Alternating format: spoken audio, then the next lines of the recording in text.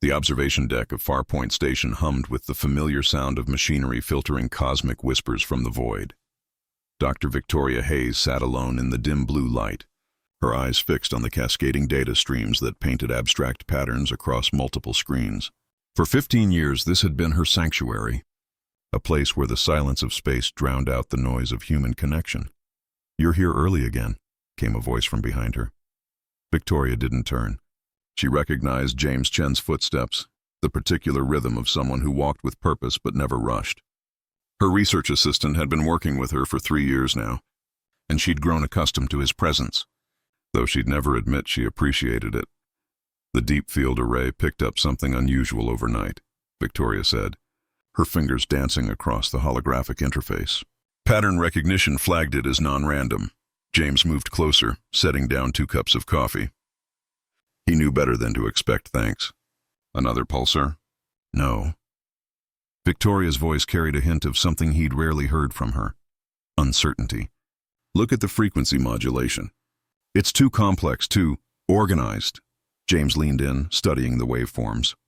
His background in acoustic engineering made him sensitive to patterns others might miss. What he saw made his breath catch. "Those aren't just radio waves. There's harmonic structure embedded in the noise.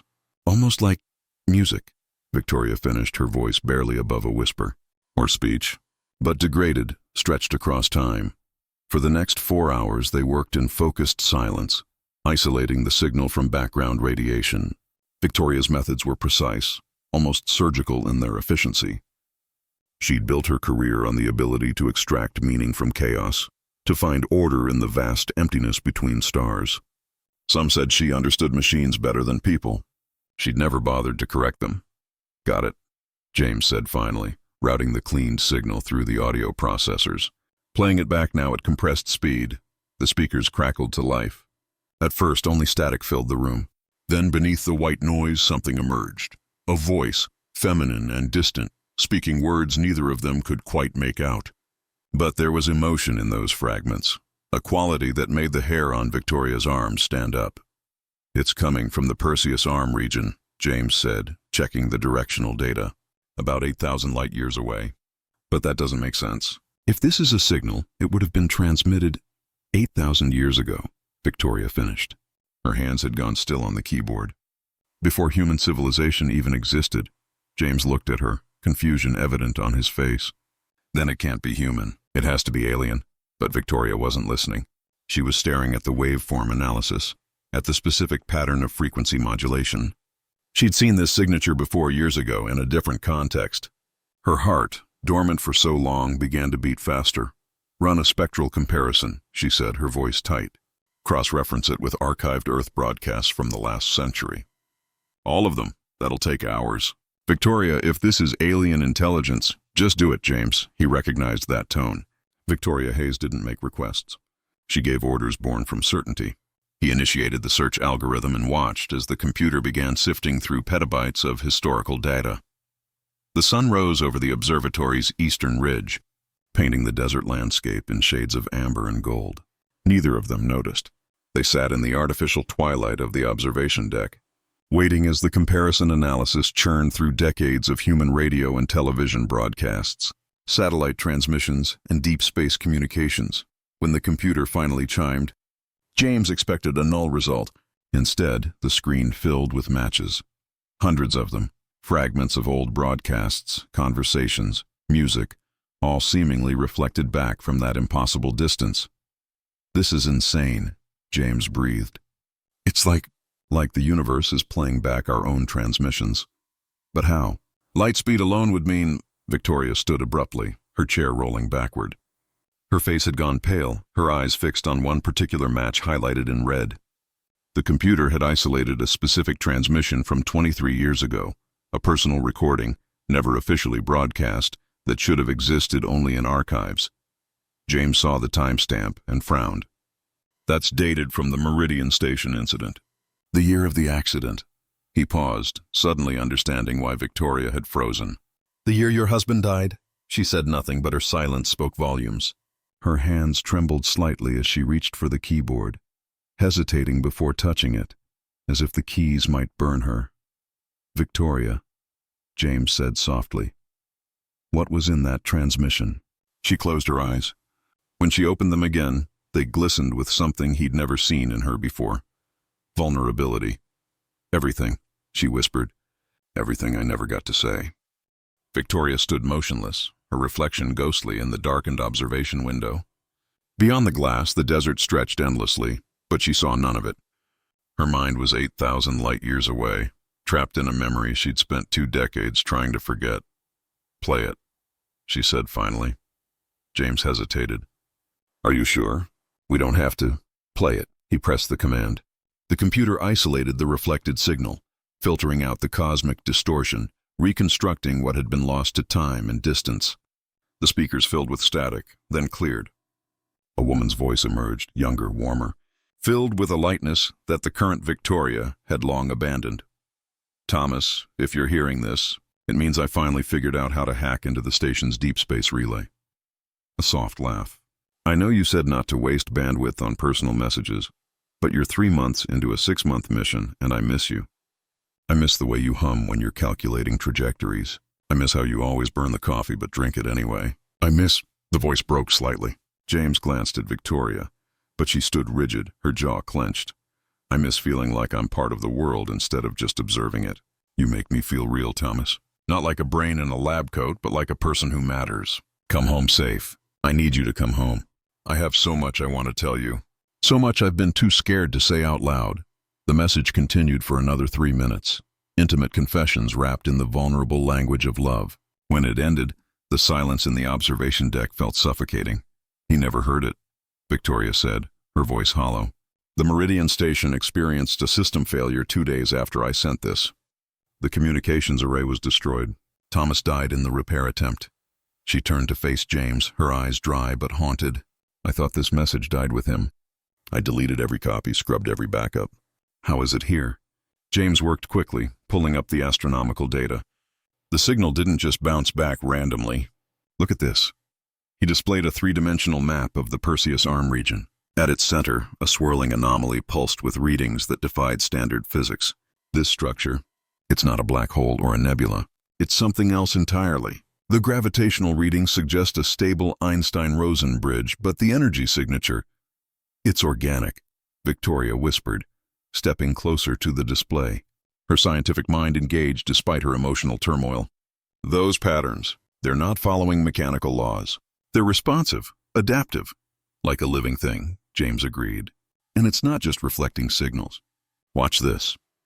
He overlaid the waveform analysis with emotional frequency mapping, a technique usually reserved for studying human speech patterns. The results were stunning. The anomaly is amplifying the emotional content. Your message went in as standard radio waves. What came back is saturated with biometric data, heart rate variations, vocal stress patterns, neurochemical signatures. Victoria leaned on the console, her knees suddenly weak. It preserved not just my words, but what I felt when I said them. More than that. James pulled up additional files, his excitement building despite the gravity of the situation. There are hundreds of other signals embedded in the same stream. Love letters, goodbye messages, wedding vows, declarations recorded and transmitted into space over the past century. This thing, whatever it is, has been collecting them, preserving them. An archive of human emotion, Victoria said softly, floating in the darkness between stars. They worked through the morning, mapping the extent of the phenomenon. Each discovery raised new questions. The anomaly wasn't passive. It actively sought out transmissions with high emotional content, drawing them in like a flower collecting pollen. It stored them, transformed them, and eventually reflected them back toward their point of origin, amplified and preserved. This is the most significant discovery in human history, James said, his voice filled with awe. Proof that emotion has a measurable, persistent presence in the universe. That feelings aren't just chemical reactions, but actual energy that can be captured, stored, transmitted. Victoria said nothing. She was reading through the other messages the anomaly had collected, each one a window into someone's most private moment. A father's last words to his daughter before a failed Mars mission. A woman's confession of love sent to Earth from a mining colony, never received because of a navigation error. Hundreds of voices, crying out into the void, all of them caught and held by this impossible cosmic witness. They'll want to study this, she said finally. The government, the scientific community, every intelligence agency on the planet. They'll want access to these messages, to understand how the anomaly works, to potentially weaponize it. James nodded slowly. We're obligated to report it. This isn't just our discovery. But these are people's private moments, Victoria said, her voice gaining strength. Their most vulnerable confessions. Do we have the right to expose them? Do we have the right to hide them? James countered gently. Victoria, this could change everything we understand about consciousness, about the nature of emotion itself. Think about the applications. Long-distance communication that carries not just words, but feelings. Therapy techniques that could literally preserve and replay positive emotional experiences. Or surveillance technology that reads people's deepest feelings without their consent. Victoria interrupted. Or governments harvesting emotional data, controlling populations by manipulating their broadcast feelings. They stared at each other across the observation deck, the weight of the decision settling between them. The morning sun had risen higher, and golden light now streamed through the windows, illuminating dust particles that danced like miniature stars. There's something else, James said quietly. He pulled up a new file, this one flagged by the computer as recently active. The anomaly isn't just reflecting old signals. It's still receiving. And 3 days ago, it received something new. He played the audio. A man's voice emerged from the speakers, older, tired, but undeniably familiar to Victoria. Vicky, I don't know if you'll ever hear this, but I need to say it anyway. Watching you these past years, seeing you bury yourself in work, forgetting how to smile, it breaks my heart. I failed you. I should have told you every day how extraordinary you are, how your mind lights up the darkness, how you make the impossible seem simple. I'm sorry I left you alone. I'm sorry I never came home. Victoria's hand flew to her mouth. That's impossible. That's Thomas's voice. James shook his head. It's not a recording. The anomaly generated it based on the emotional patterns in your original message. It's creating a response, Victoria. The structure isn't just preserving emotions. It's synthesizing them, trying to complete the conversations that were cut short.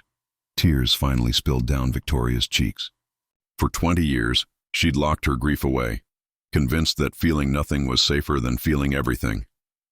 But now the universe itself was reaching back to her, offering closure she'd never thought possible, or perhaps something more dangerous, hope. What do we do? She whispered. James stepped closer, his presence steady and warm.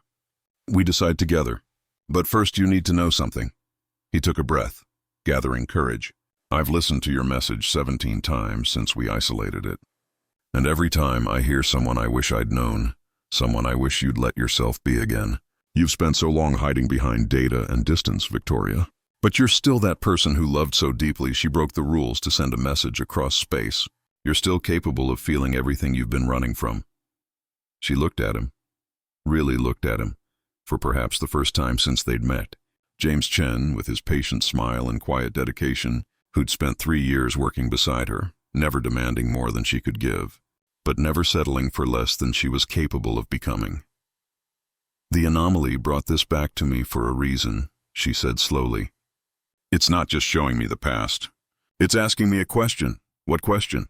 Victoria turned back to the display, where hundreds of preserved messages pulsed with captured emotion, a gallery of human hearts laid bare. Whether I'm brave enough to answer. The news of their discovery leaked within 48 hours. Victoria suspected someone in the observatory's administrative staff had seen the preliminary reports and couldn't resist the temptation. By the third day, Farpoint Station was surrounded by government vehicles, news crews, and a delegation from the International Space Agency demanding full access to their data. Director Graham Rousseau arrived on the 4th day, his presence filling the conference room like a storm front. He was a man who measured success in publications and funding, and he saw Victoria's discovery as the key to both. Dr. Hayes, Mr. Chen, he began, spreading holographic documents across the table. What you've found is unprecedented. The board has already approved emergency funding for a full-scale research initiative. We're talking about a permanent facility, unlimited resources, international collaboration. This will define humanity's understanding of consciousness for the next century. Victoria sat with her hands folded, her expression unreadable. James remained standing by the window, watching the circus outside. There's a condition, of course, Rousseau continued. Full transparency. All data, all recordings, everything the anomaly has collected must be catalogued and made available to the scientific community. We're also in talks with several governments about the security implications. Security implications, Victoria repeated flatly. You mean weaponization? Rousseau's smile didn't reach his eyes. I mean understanding. Dr. Hayes, this phenomenon could revolutionize communication, diplomacy, mental health treatment. But we need complete access. No holding back, no private reservations. Including the personal messages, James said from the window. The love letters, the goodbyes, the confessions people made thinking they'd never be heard. Those messages are data, Rousseau replied. Valuable data. Their scientific worth far outweighs privacy concerns from broadcasts that are decades old. Victoria stood slowly. Get out, Rousseau blinked. Excuse me? You heard me. Get out of my observatory. Take your funding, your government contacts, and your complete lack of human decency, and leave. Dr. Hayes, you're being emotional. Yes, Victoria said, her voice rising. I am. For the first time in 20 years, I'm allowing myself to feel something other than numb acceptance. And what I feel right now is rage that you would reduce people's most intimate moments to data points. Rousseau gathered his documents, his face reddening. You don't own this discovery, Doctor. The observatory does. The government does. You can't simply decide to withhold information of this magnitude. Watch me. After he left, slamming the door behind him, James approached Victoria carefully. That was either very brave or very foolish. Possibly both. She sank into her chair, suddenly exhausted. They'll find a way to force our hand. Court orders, national security claims. We've bought ourselves days at most, maybe hours. Then we use those hours, James said decisively. He pulled up the observation deck's main terminal. We have a choice to make, and we need to make it now. Option 1. We release everything, let the world dissect these messages, and turn the anomaly into another tool for humanity to exploit and eventually corrupt. Option 2, Victoria asked, though she suspected she already knew. We release the scientific framework, the proof that emotional energy can be preserved and transmitted.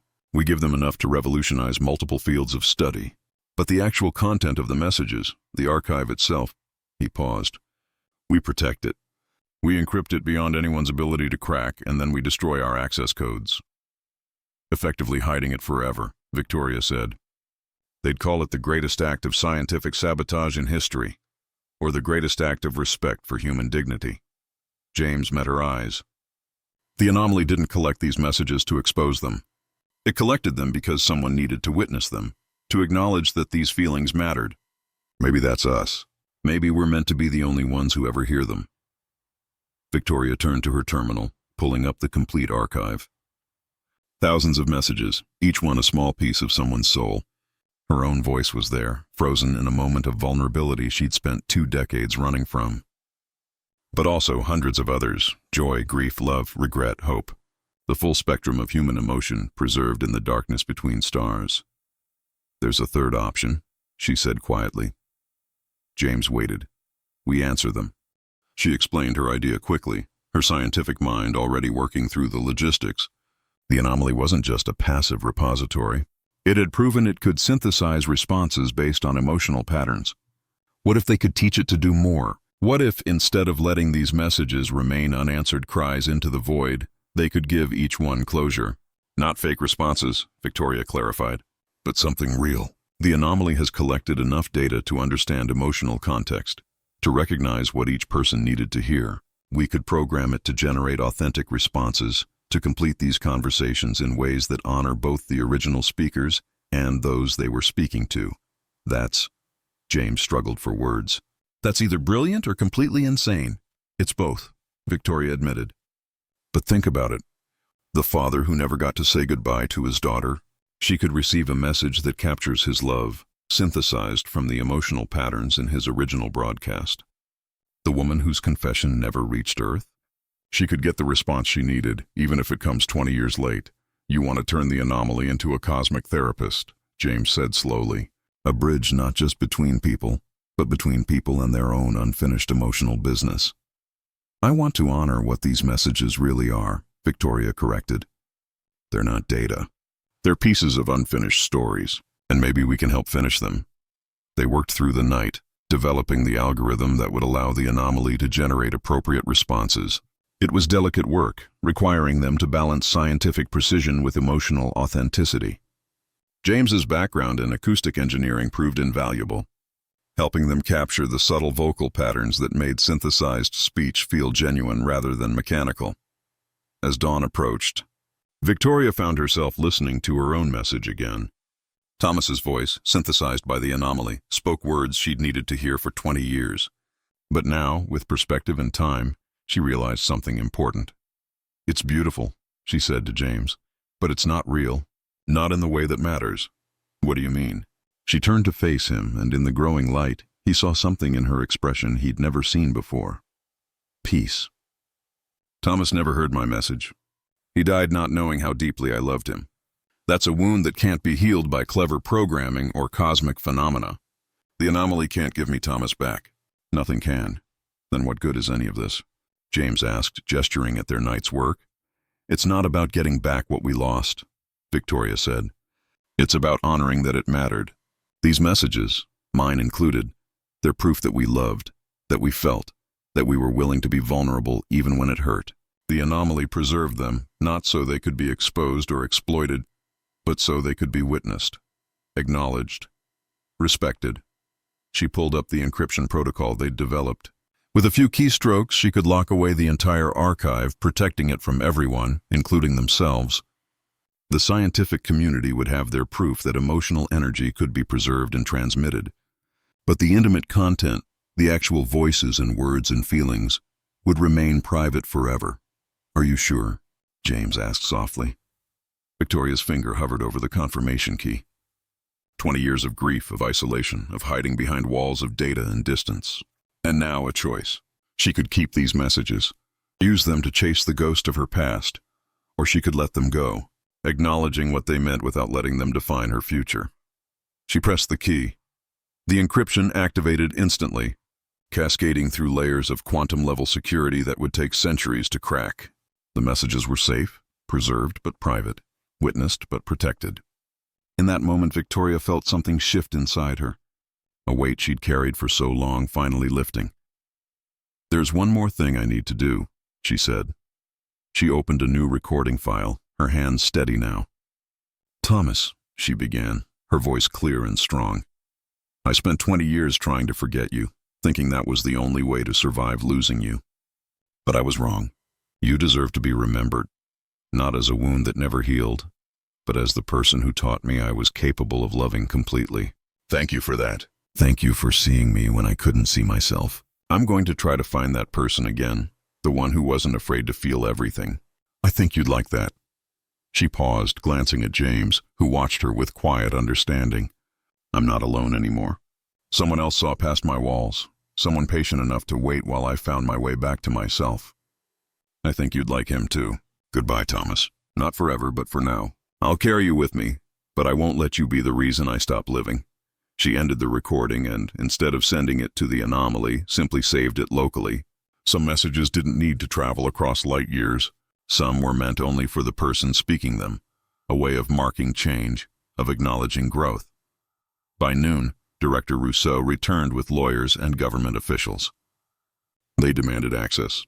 They threatened legal action. They claimed national security concerns. Victoria listened patiently, then handed them a complete scientific framework for the anomaly's behavior, detailed enough to revolutionize multiple fields of study. "The personal messages," Rousseau demanded. "Encrypted and protected," Victoria said calmly. "You have everything you need to understand the phenomenon. What you don't have, and what you'll never have, is the right to violate people's privacy for the sake of curiosity. We'll fight this," Rousseau promised. "I know," Victoria replied, "and you'll lose. Because the moment this becomes public, every person who ever sent a message into space will demand their privacy be protected. You'll face lawsuits, public outcry, ethical investigations, or you can take what we're giving you, claim victory, and move forward with research that could actually help people instead of exploiting them." After they left, muttering threats and promises of legal battles, James found Victoria on the observation deck, watching the stars emerge in the darkening sky. "We did it," he said simply. We did, she agreed. We protected something that mattered. And now? She turned to him, and for the first time in years she smiled, a real smile that reached her eyes and transformed her entire face. Now we figure out what comes next. Together, if you'd like. James stepped closer, careful, respectful of the boundaries she'd maintained for so long. I'd like that very much. Above them, the stars glittered in their ancient patterns, indifferent witnesses to human drama.